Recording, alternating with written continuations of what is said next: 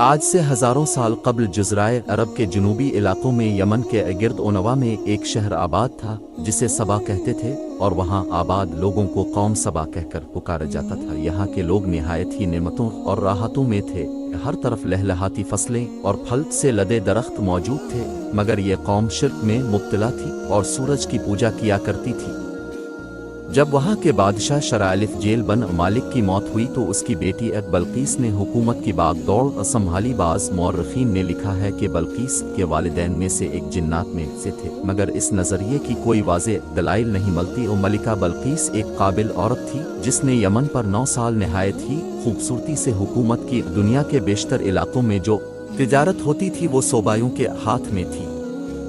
یہی وجہ تھی کہ یہ قوم نہایت دولت مند تھی، مگر یہ وہ زمانہ تھا جب مشرق سے مغرب تک ایک عظیم مہد بادشاہ کی طاقت پر حکومت اور جلال کا ڈنکا بجتا تھا، جسے تاریخ میں سلیمان ابن داؤد کے نام سے جانا جاتا ہے۔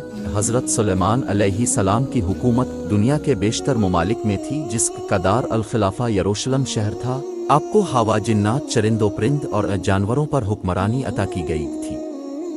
ایک دن کا واقعہ ہے کہ حضرت سلیمان علیہ السلام نے دربار لگایا تو جن و انس، جانور اور پرندے سب کے سب حاضر ہوئے، مگر ان کا چہیتا پرندہ حدود غائب تھا۔ نے پوچھا، حدود کہاں ہے؟ جب وہ نظر نہ آیا تو سلیمان علیہ السلام نے فرمایا، اگر وہ اپنی غیر حاضر کوئی مناسب وجہ پیش نہ کر سکا تو اسے ذبح کر دیا جائے گا۔ ابھی یہ گفتگو ہو رہی تھی کہ حدود حاضر ہو گیا۔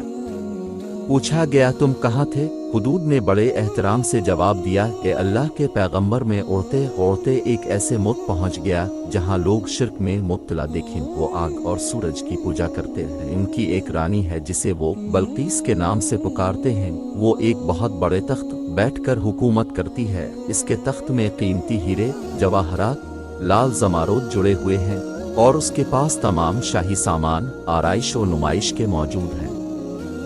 حضرت سلیمان علیہ السلام نے کہا، اگر تمہاری بات سچ ہے تو مراقبہ اس ملکہ تک پہنچاؤ تاکہ وہ شرک سے باز آ جائے، اور پہنچانے کے بعد وہاں بیٹھ کر سنو کہ وہ کیا رد عمل اختیار کرتی ہے، اور پھر آ کر مجھے خبر دینا۔ حضرت سلیمان علیہ السلام نے روانہ کیا، جو کچھ یوں تھا، شروع اللہ کے نام سے جو بڑا مہربان اور رحم فرمانے والا ہے۔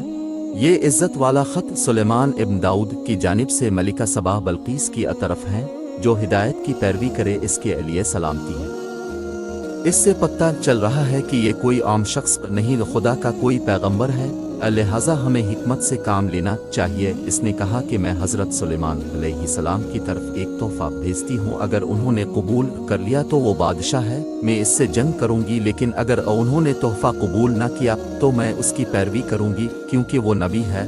حدود یہ ساری گفتگو سن رہا تھا۔ اس نے آ کر حضرت سلیمان علیہ السلام کو ساری بات بتا دی۔ حضرت سلیمان علیہ السلام نے جنات کو حکم دیا، شہر میں داخل ہونے والے راستے پر سونے چاندی کی اینٹوں کا فرش بچھا دیا جائے۔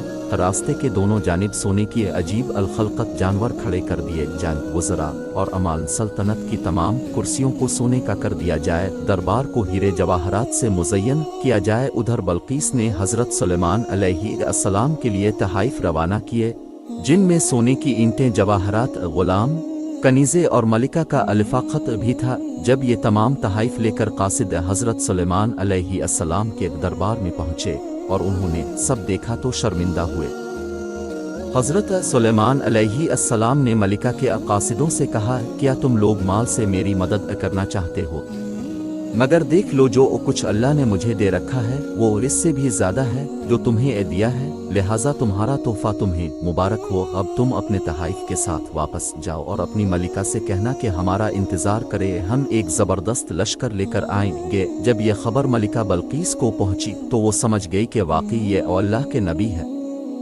اس نے جنگ کے بجائے حضرت سلیمان علیہ السلام کے دربار میں حاضر ہے کر اپنی اطاعت کا یقین دلانے کا فیصلہ کیا۔ جب حضرت سلیمان علیہ السلام تک یہ پیغام پہنچا تو اپنے درباریوں سے کہا، تم میں سے کون ہے جو ان کے موتی ہیکل آنے سے پہلے ملکہ کا تخت میرے پاس اٹھا لائے؟ ایک دیو ہیکل جن نے کہا، آپ کے دربار کو برخاست کرنے سے پہلے میں اسے لا سکتا ہوں، میں اس کام کی پوری قوت رکھتا ہوں اور امانت دار بھی ہوں۔ پھر ایک اور شخص جس کے پاس کتاب کا علم تھا، اس نے کہا میں یہ تخت آپ کے پلک جھپکنے سے قبل ہی لا دوں گا۔ پھر حضرت سلیمان علیہ السلام نے اس تخت کو اپنے پاس رکھا ہوا دیکھا تو پکار اٹھے، یہ میرے پروردگار کا فضل ہے تاکہ وہ مجھے آزمائے کہ میں شکر کرتا ہوں یا ناشکری کرتا ہوں، اور جو شکر کرتا ہے تو اس کا شکر اپنے ہی لیے مفید ہے، اور اگر کوئی ناشکری کرے تو میرا پروردگار بے نیاز ہے اور اپنی ذات میں بزرگ و برتر ہے۔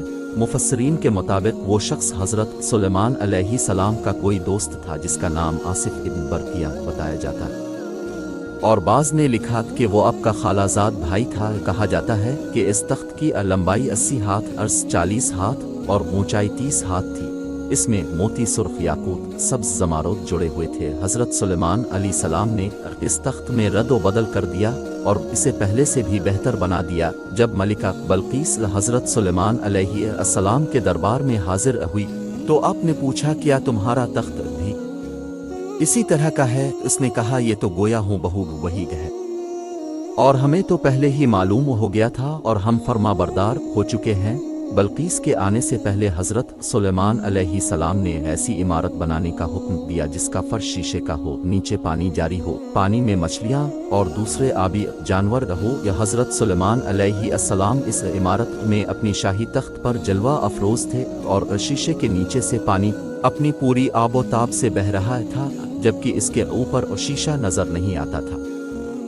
بلقیس کو اس محل میں لایا گیا۔ جب اس نے فرش کو دیکھا تو سمجھیے کہ یہ پانی کا ایک حوض ہے، لہٰذا اپنی پنڈلیا سے کپڑا اٹھا لیا۔ سلیمان علیہ السلام نے کہا یہ تو شیشے کا چکنا فرش ہے۔ تب وہ شرمندہ ہوئی اور بول اٹھی کہ میرے پروردگار میں سورج کی پوجا کر کے اپنے اب پر ظلم کرتی رہی ہوں، اور اب میں نے سلیمان کے ساتھ اللہ رب العالمین کی اطاعت قبول کر لی، لہذا بالقیس پر یہ ظاہر ہو گیا کہ جس طرح وہ شیشے کے صحن کو پانی کا لہریں مارنے والا گہرا حوض سمجھ بیٹھی، اسی طرح اس نے اور اس کی قوم نے سورج کی چمک اور دمک دیکھ کر اسے معبود اور خدا سمجھ بیٹھے۔ اسے اپنی فاش غلطی پر نہایت شرمندگی ہوئی۔ بعض مورخین نے لکھا کہ اس واقعے کے بعد ملکہ سبا مسلمان ہو گئی اور حضرت سلیمان علیہ السلام کے نکاح میں آ گئی، جبکہ بعض نے لکھا کہ اپنے بلقیس کو یمن واپس بھیج دیا اور اس کے لیے وہاں 3 بڑے محل تعمیر کروائے۔